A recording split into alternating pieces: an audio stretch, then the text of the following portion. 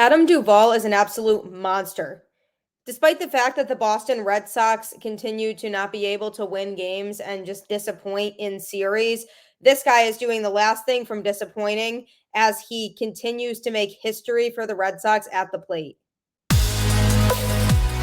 You are Locked On Red Sox, your daily Boston Red Sox podcast. Part of the Locked On Podcast Network, your team every day.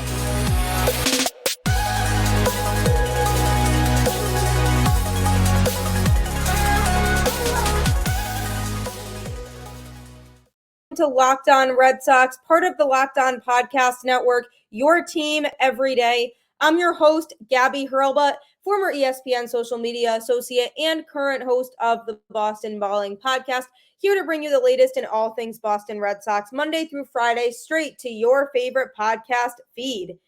Also, you don't have to miss a single pitch of Red Sox baseball this season. If you download the SiriusXM app, just search Red Sox and the home broadcast for every game will be on there. Thank you for making Locked On Red Sox your first listen of every day, despite how hard it is on a day like today. After the absolute dumpster fire of a performance the Red Sox had on Monday night, I was very much hoping they would bounce back on Tuesday on hashtag Bello Bump Day with Bello on the bump, but that very much did not happen. It was just another game where the Red Sox just couldn't get things going offensively, and just the Astros continue to just bring those bats and take advantage. So going to be talking about all of it today, but first I have to talk about the man who's been an absolute monster at the plate, Adam Duvall. I mean, this guy has just been mashing. On Tuesday night, he hit his 7th home run in 9 games, which is absolutely insane. He currently has an OPS of 916 and a slugging percentage of 582. These are very, very strong numbers.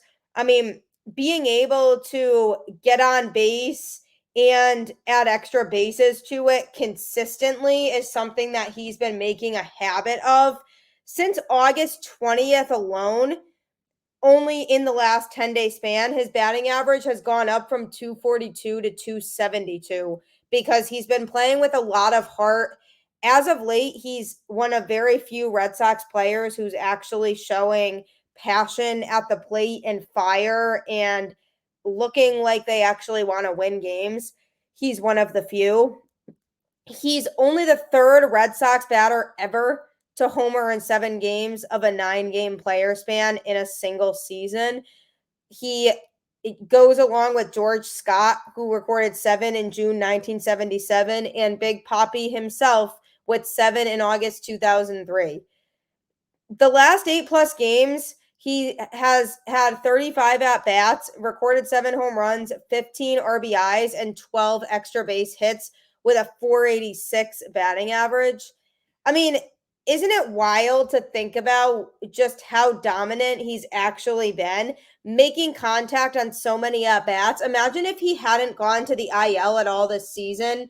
I'm so intrigued to see the numbers that he'd be putting up if he didn't miss those couple months in the season early on, because once he got back, it took him a little bit to get back into the swing of things, but now he's really mashing once again. He did receive American League Player of the Week for this past week, which is obviously so well deserved. He's putting up ridiculous numbers right now in a Red Sox uniform.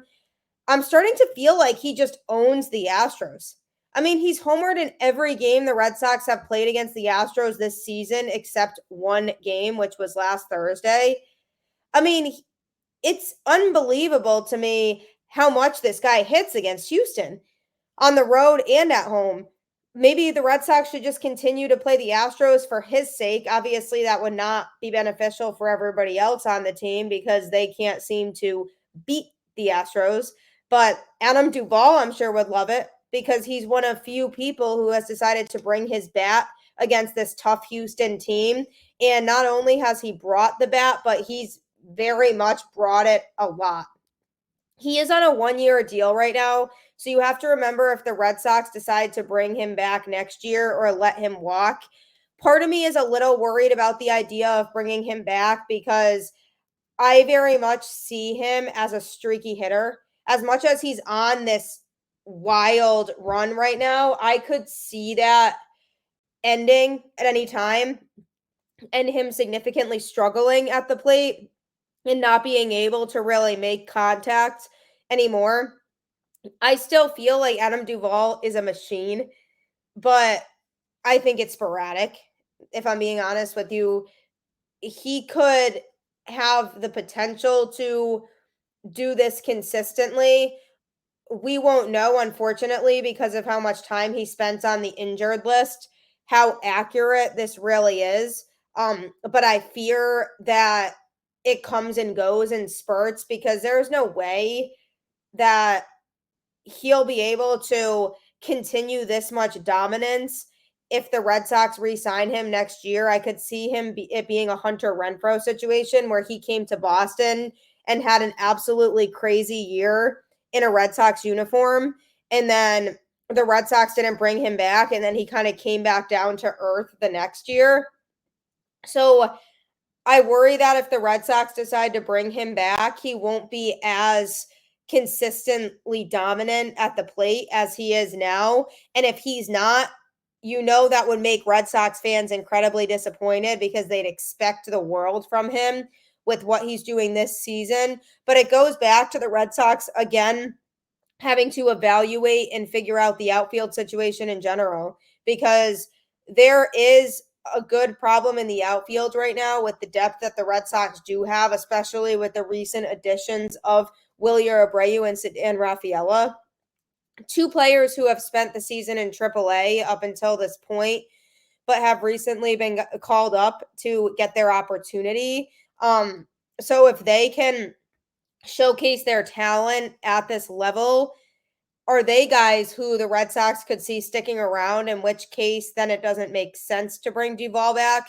And obviously the Verdugo situation needs to be reevaluated too. He's been hitting a little bit better as of late than he was in that middle stretch a couple months ago into the All-Star break.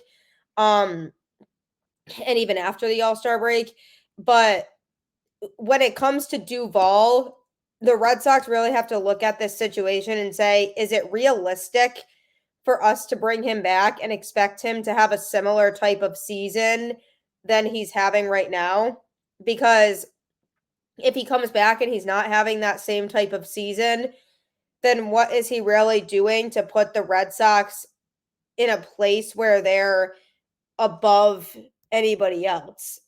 At this point, if the Red Sox really want to contend in 2024, which I hope that's their mindset, that they can build a team in 2024 that can actually be a legitimate contender.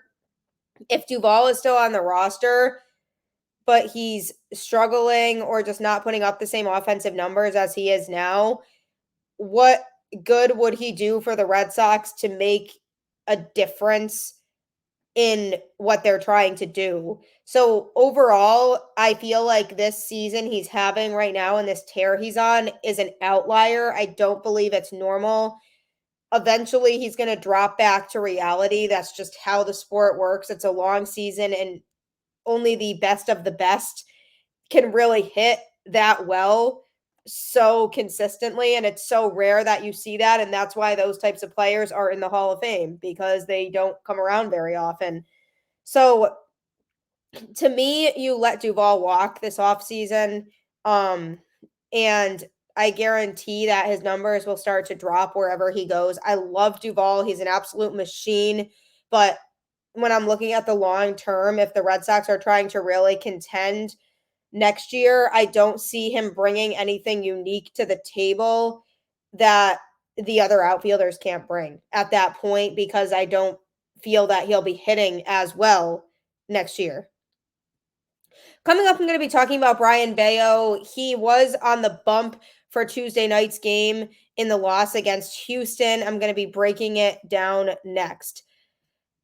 If you work in sales or have ever worked in sales, you know how challenging it is to be in that field. Trust me, I used to work in sales, and you have to be such a people person to be in that type of job, and you have to have really thick skin because things are not always going to work out and not always going to go your way, and so much is out of your control when you work in sales. Are you struggling to close deals right now? Cold outreach is wasting the time of both the buyer and seller at every stage, especially when sellers are using shallow and outdated data. Your organization can overcome these challenges with technology that translates comprehensive, high-quality buyer data into real-time insights. These deeper insights empower sales reps and teams to adopt the habits of top performers, which leads to better outcomes, like more pipeline, higher win rates, and larger deals. We call this deep sales, and we've built the first deep sales platform with the next generation of LinkedIn Sales Navigator. Right now, you can try LinkedIn Sales Navigator and get a 60-day free trial at linkedin.com/lockedon. That is linkedin.com/lockedon for a 60-day free trial. Let LinkedIn Sales Navigator help you sell like a superstar today. Just go to linkedin.com/lockedon and get started. Any way to help you when it comes to closing deals and making sales, I'm all for. So LinkedIn Sales has you covered to help you out with all of those needs and your any selling needs and struggles that you might be going through. Brayan Bello has been seen as the Red Sox ace all season long. He is not an ace, but right now he is the Boston Red Sox ace. He is the most consistent pitcher the Red Sox have had all season long. He's grown a lot throughout the season when it comes to his starts and his ability to be mature on the mound and get out of jams. One of the best things I've seen him do this season is get out of base traffic really consistently.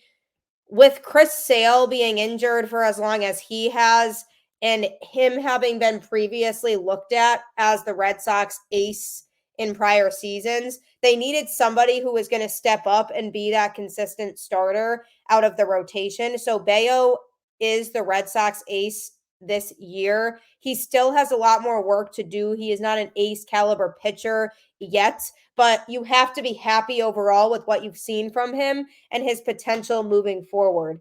However, in Tuesday night's game against the Astros, he did not go deep into the game, pitched 4.2 innings, giving up 4 hits and 3 earned runs, including back-to-back homers, and gave up 2 walks and had 2 Ks. It wasn't a bad start. Trust me. It wasn't like I was sitting there watching and saying, Bello does not look good at all right now. He gave up back-to-back home runs in the first inning to Bregman and Alvarez. Those are 2 dangerous hitters in the Astros lineup. Alex Bregman is red hot at the plate right now too.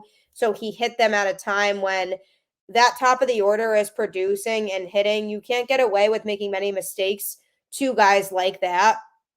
So I forgave Bello for the 2 home runs because, yes, it wasn't an ideal start, but he made the mistakes. Let's see if he fixes them. And he did for the most part. He had a couple nice quick innings thrown in there. And then he gets into the 5th inning, gets into a jam, and he gets pulled from the game. And to me, you know, you don't want the Red Sox to take chances if a pitcher is struggling, but they do need to get more length out of their starting pitchers.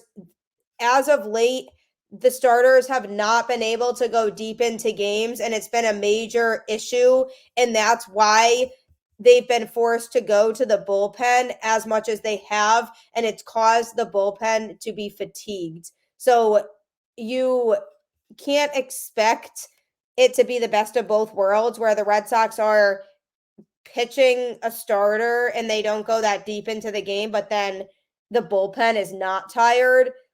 So unfortunately, this was just another example of a starter not being able to eat enough innings. So the bullpen had to step up and finish the job. Like I said, I did not think Bello looked bad by any means on Tuesday night, but he certainly didn't look that good. And the Astros lineup will bite you and pest and not go away and force pitchers to throw good pitches and be on point. And Bello got his pitch count up pretty early on in the game because they were hitting him, and something Bello's been good at, and the reason why he was able to limit the number of runs he gave up is because he makes in-inning and in-game adjustments when he gets into a jam, and he's able to go about the way that he's pitching differently on the mound, and he can get out of those jams and keep his composure in such a professional way, which is something he's done so well all season. And we saw it again in Tuesday night's game. He was able to adapt inning to inning when he struggled and there was traffic on the base paths. So from that standpoint, besides the back-to-back home runs, he looked fine overall, but the Astros were putting up really competitive at-bats, allowing his pitch count to go up. So he was then pulled in the 5th inning. And Jake, Schreiber, Winckowski, and Llovera were all used in the game.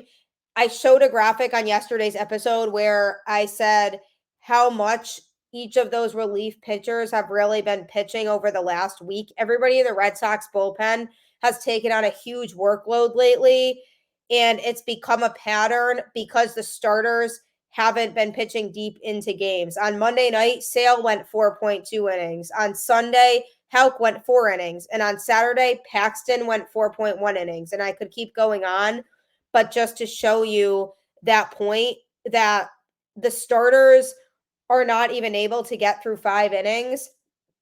And because of that, the relievers have had to pick up a lot more weight than they should have to normally. So people were complaining about John Schreiber coming into the game or Josh Winckowski coming into the game on Tuesday night when the Red Sox were losing.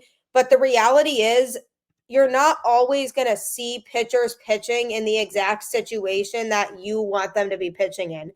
Nobody's around these players more than Cora. He's with them every day, and it was a lot easier at the beginning of the season to kind of nitpick what Cora was doing and his bullpen management. And I know I did it a few times. Why didn't he use certain pitchers when? But that was before they got to the point in the season where they had too many injuries to their pitching staff and they were running a bullpen game out there 2 times every 5. By the time it got to that point, I said, hey, this bullpen is really exhausted right now. And the more that they have to pitch, the more tired they're going to be. That's why I kept preaching over and over again for the Red Sox to get pitching at the trade deadline. They did not do so. And now we're seeing the effect of that because they chose to ride it out, wait until their guys came back from injury. And yes, they have talented pitchers who were injured, and the Red Sox saw them coming back as an upgrade to the squad.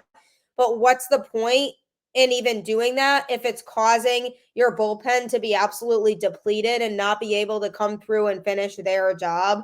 It's happened on multiple occasions over the last couple months.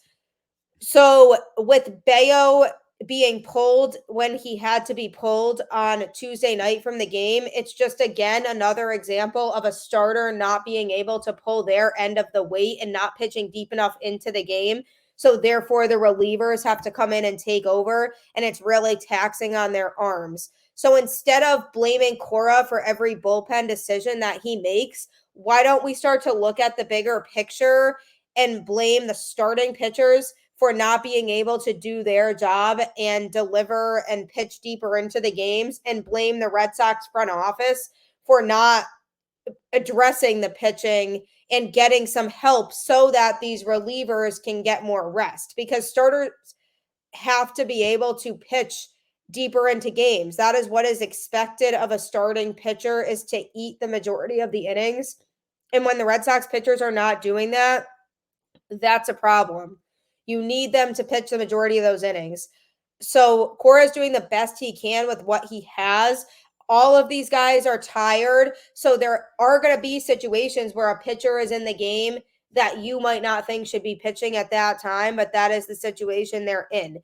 Brayan Bello has the potential absolutely to be an ace, but he still has work to do. He needs to strike out more hitters, and he needs to be able to gain control quicker in each at bat that is in front of him, so that he can keep that pitch count down. If he can develop that over the next year or so, he could eventually be a true number 1 pitcher, but he's just not at the moment. Can that change? Absolutely. Like I said, he needs to grow into some things, but the reality is the Red Sox just need more pitching help.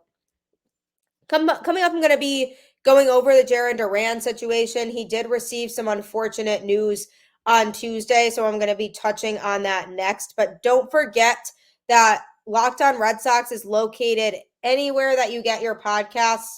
Just search Locked On Red Sox on your favorite podcast platform and subscribe to catch new episodes Monday through Friday for free. Who doesn't like free?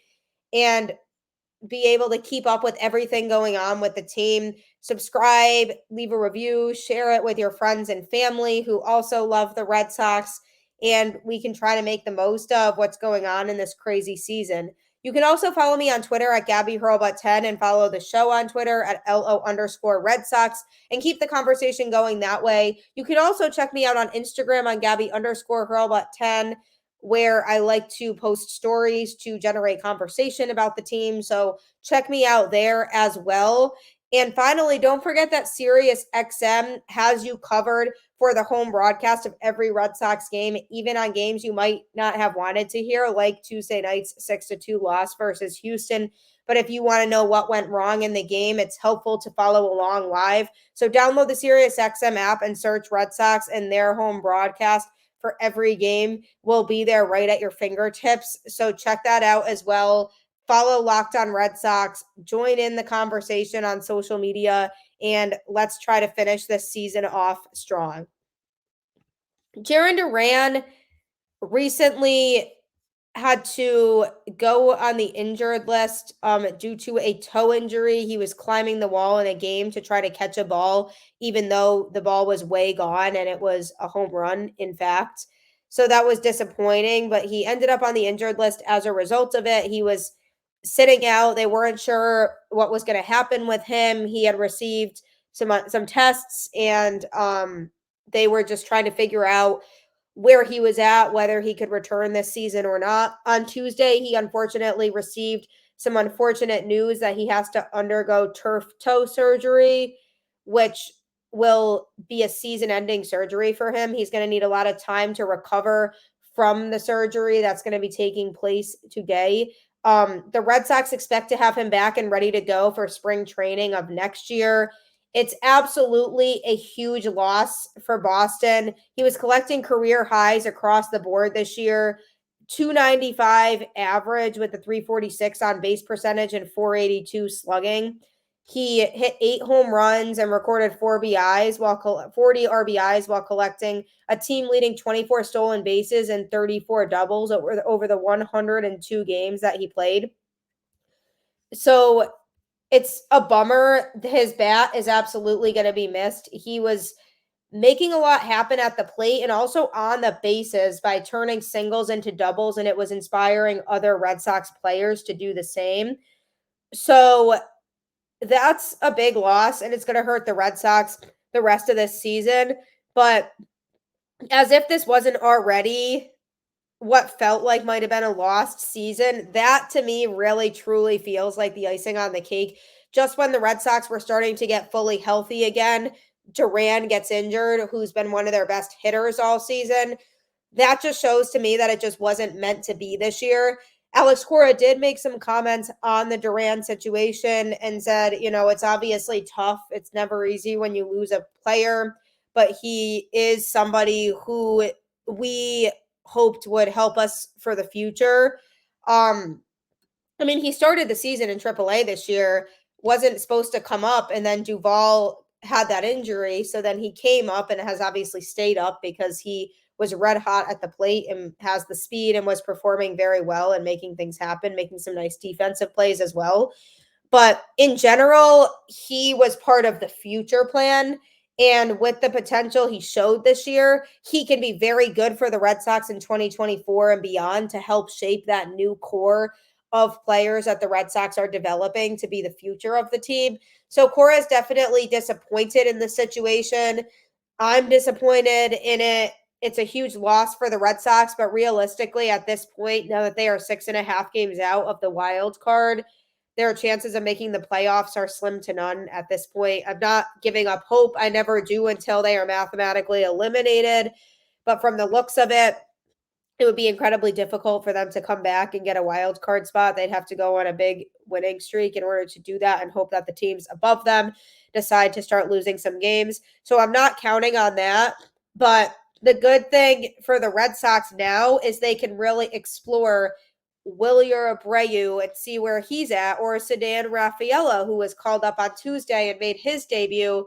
They can really see where guys like that are at and how they can contribute moving forward in the future, and then can evaluate it to go along with Jarren Duran, Masataka Yoshida.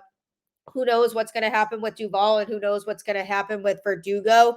But this is a great time for those two guys to get their opportunity and showcase what they can do. And then the Red Sox can build the outfield for next year around those players. So Duran is absolutely somebody who will make an impact in the future, but it doesn't mean that it's not upsetting that he's going to be out for the rest of the season, because he was so fun to watch this season, one of the most fun players to watch in baseball, in my opinion. So he's certainly going to be missed. I'm wishing him the absolute best with his surgery, and I hope everything goes smoothly and he has a smooth recovery. And as a Red Sox fan, we just have to be ready and excited to get him back next year. So keep the faith as much as you can. I know it's so difficult right now. This team is making it so hard to do that, but just keep the faith. As always, go Red Sox, and I will catch you on the flip side.